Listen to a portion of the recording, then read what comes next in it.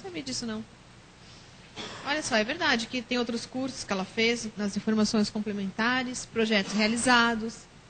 Interessante essas informações complementares. Eu também não conhecia, não. E bacana, realmente é um currículo compacto Sim. e completo. Não é verdade? É. E colocar pretensão salarial é adequado? Não.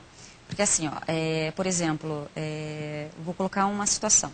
Eu sou uma profissional que está buscando, né, uma colocação hoje no mercado.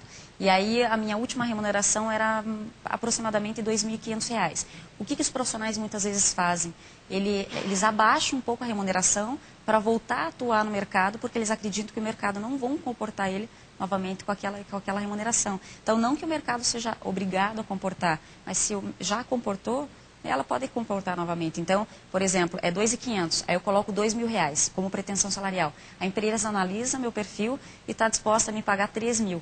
Ela não entra em contato comigo, Viviane, porque ela acha que eu estou me desvalorizando. E nem é isso que o profissional tem intenção de fazer. Ou, ao contrário, você está com uma remuneração de 2 e naquele momento a empresa está disposta a te pagar 1.800, ela não entra em contato contigo porque ela acha que você não vai aceitar a proposta que ela tem a te fazer, porque você colocou um valor específico, você não colocou a combinar. Entendi. Mas quando a pessoa vai nessas agências de recursos humanos, né? Tem muito comum Sempre em solicita. todos os lugares. As pessoas solicitam os funcionários. Então, o que a pessoa, o candidato, deve falar na hora? Ele provavelmente deve colocar o mínimo aceitável para a área dele, porque muitas vezes você tem que estudar o mercado, fazer, né, ver qual que está a média salarial dentro da função que você exerce, para saber se realmente é aquilo que você deve colocar. Então, por exemplo, na área de vendas é muito difícil colocar um valor específico porque é comissão. Então, tem um mínimo que seria registrado, por exemplo, e aí as comissões. Se ele responder a combinar, é uma resposta adequada? Aí realmente não tem como fazer isso. Se a empresa necessita e ela solicita de você, realmente, infelizmente, você vai ter que dar um valor padrão para ela. É melhor responder alguma coisa. Sim. E quando o profissional, por exemplo, ele é formado em comunicação, a vaga surgiu para administração, setor financeiro, mas ele já teve conhecimentos nessa área.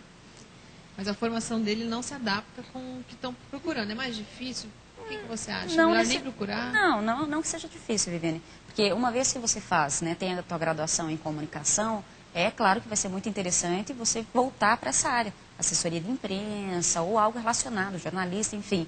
Porque uma vez que você entra na parte administrativa e você tem essa vontade de atuar na área de comunicação, a empresa vai contratar o profissional, muitas vezes, sabendo que ele vai entrar, vai atuar, vai ficar durante um período, vai continuar se lançando para atuar dentro daquela área realmente que ele tem a maior motivação para desempenhar as funções. Muito bem. E carta de apresentação, Michele? É interessante. É interessante. Muito interessante. A carta de apresentação, Viviane, nada mais é, muitas vezes, que, no meu entendimento, como o próprio conceito de currículo.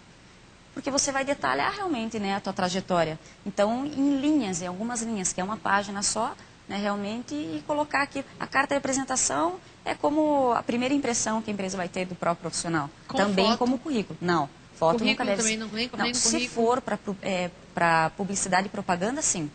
Agências de eventos, enfim. Mas para currículo, não deve se colocar.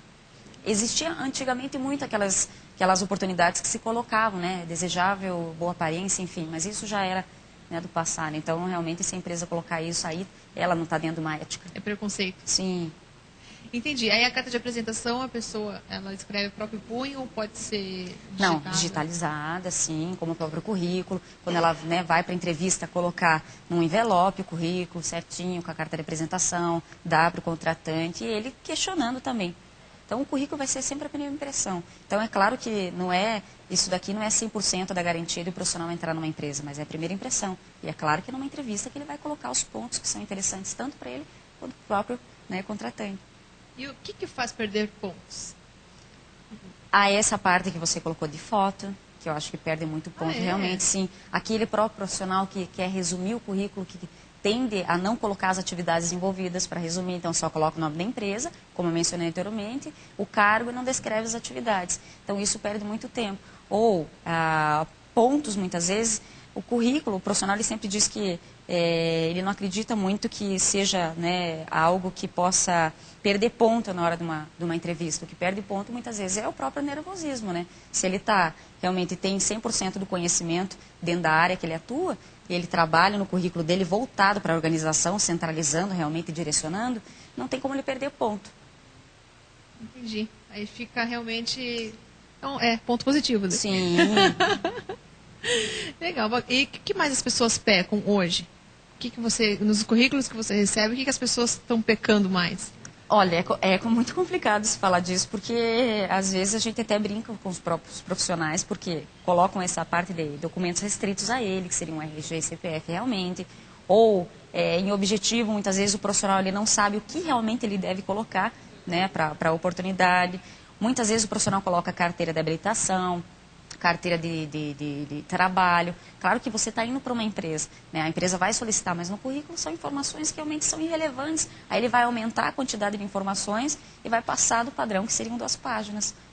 Nossa, Michele, é isso mesmo. Muito bem. Obrigada, então, pela participação. Imagina, obrigada a vocês. Por ter vindo esclarecer. Só para finalizar, qual é a letra ideal para o currículo e o tipo de letra para estar fazendo, então, certinho? Tem dados para... Eu acredito que não tem uma letra, sabe, Viviane, para você colocar nada que chame muita atenção.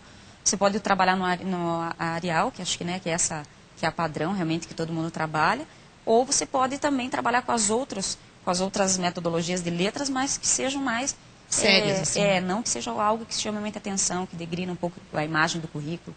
E letra pequena. E não colorido também, porque muitas vezes o profissional chega com com folha laranjada, verde, né, que chama muita atenção, é complicado realmente. Já é ponto negativo. Sim. Michele, telefone de contato, endereço da agência que você trabalha. Tá, o nome da minha empresa é Chessman Research, né, que é uma empresa de assessoramento a profissionais, uma consultoria. O nosso site é www.chess, que é chess-rh.com.br, e o telefone de contato é o 41-3322-8093. E-mail, caso, né, seja interessante solicitar dúvidas em relação ao currículo, pode ser o meu particular, que é michele@chess, mesmo domínio que o site, rh.com.br. Ótimo, Mi. Obrigada pela participação mais uma vez.